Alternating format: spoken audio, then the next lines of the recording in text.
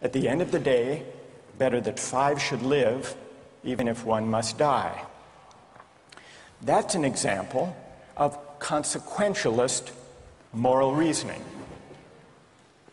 Consequentialist moral reasoning locates morality in the consequences of an act, in the state of the world that will result from the thing you do. But then we went a little further, we considered those other cases, and people weren't so sure about consequentialist moral reasoning. When people hesitated to push the fat man over the bridge or to yank out the organs of the innocent patient, people gestured toward reasons having to do with the intrinsic quality of the act itself, consequences be what they may. People were reluctant. People thought it was just wrong, categorically wrong, to kill a person, an innocent person, even for the sake of saving 5 lives. At least people thought that in the second version of each story we considered. So this points to a second categorical way of thinking about moral reasoning. Categorical moral reasoning locates morality in certain absolute moral requirements, certain categorical duties and rights, regardless of the consequences. We're going to explore in the days and weeks to come the contrast between consequentialist and categorical moral principles. The most influential example of consequential moral reasoning is utilitarianism, a doctrine invented by Jeremy Bentham, the 18th century English political philosopher. The most important philosopher of categorical moral reasoning is the 18th century German philosopher Immanuel Kant. So we will look at those 2 different modes of moral reasoning, assess them, and also consider others. If you look at the syllabus, you'll notice that we read a number of great and famous books. Books by Aristotle, John Locke, Immanuel Kant, John Stuart Mill, and others. You'll notice, too, from the syllabus that we don't only read these books. We also take up contemporary political and legal controversies that raise philosophical questions. We will debate equality and inequality, affirmative action, free speech versus hate speech, same-sex marriage, military conscription, a range of practical questions. Why? Not just to enliven these abstract and distant books, but to make clear, to bring out what's at stake in our everyday lives, including our political lives, for philosophy. And so we will read these books, and we will debate these issues, and we'll see how each informs and illuminates the other. This may sound appealing enough, but here I have to issue a warning. And the warning is this: to read these books in this way,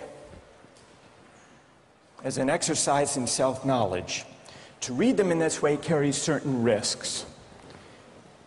Risks that are both personal and political.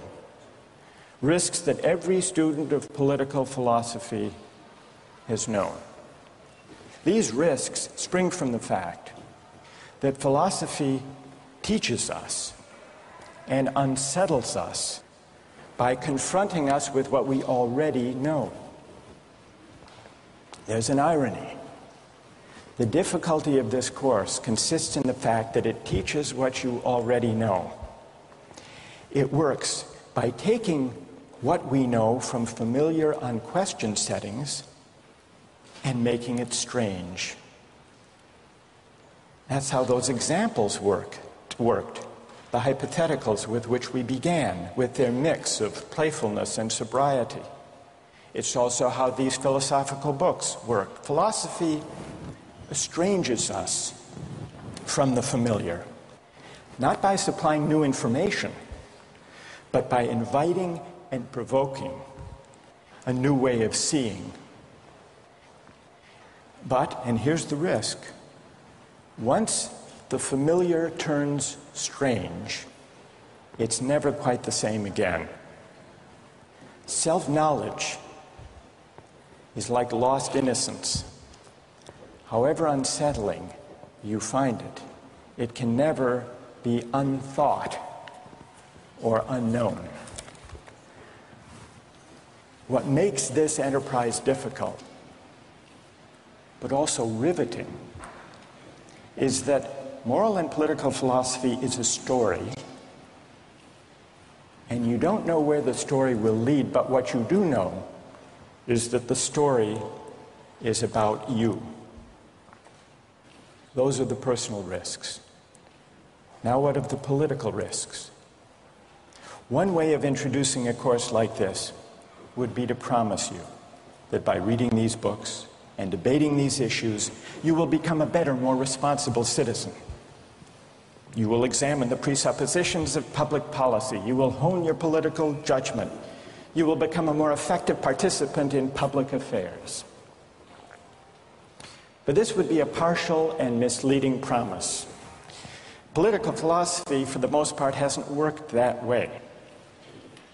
You have to allow for the possibility that political philosophy may make you a worse citizen rather than a better one, or at least a worse citizen before it makes you a better one.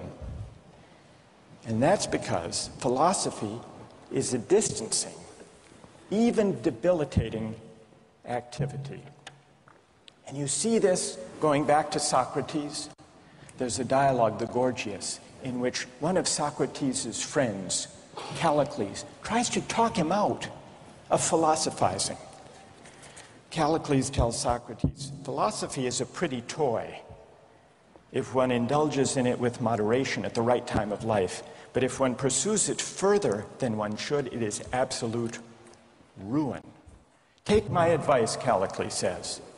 Abandon argument. Learn the accomplishments of active life.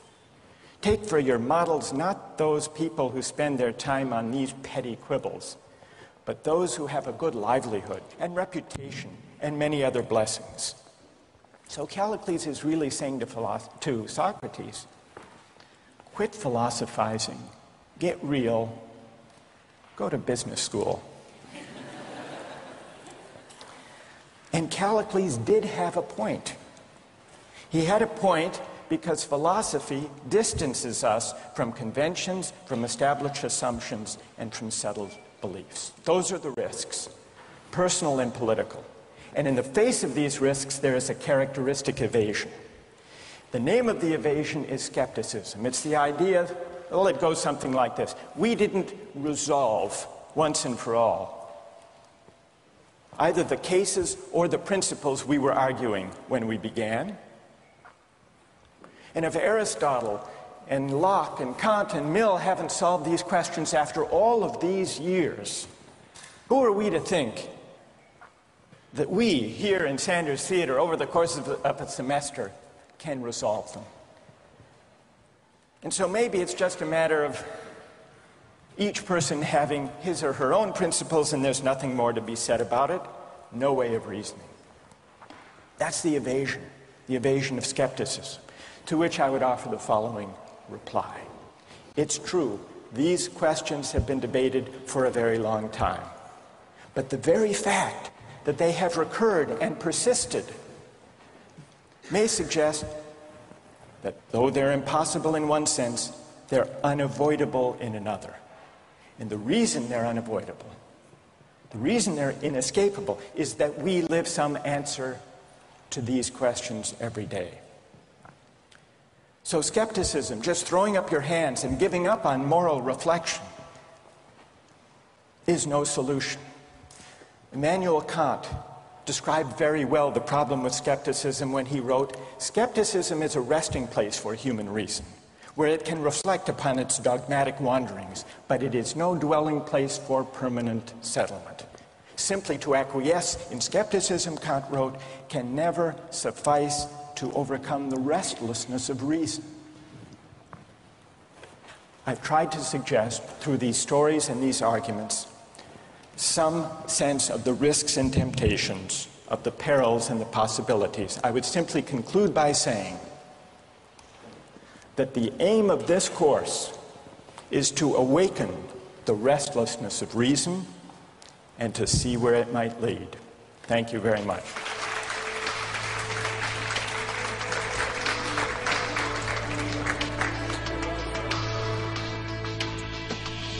Like, in a situation that desperate, you have to do what you have to do to survive. You have to do what you have to do. You got to do what you got to do, pretty much. If you've been going 19 days without any food, someone just has to take the sacrifice. Someone has to make the sacrifice, and people can survive. All right, that's good. What's your name? Marcus. Marcus. What do you say to Marcus?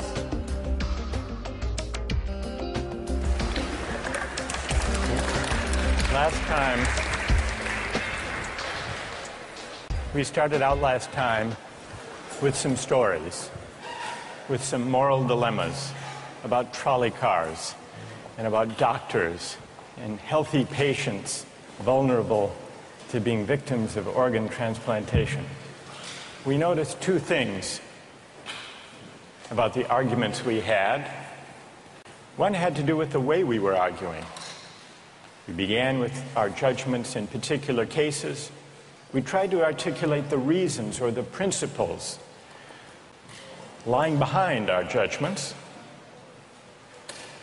And then, confronted with a new case, we found ourselves re-examining those principles, revising each in the light of the other.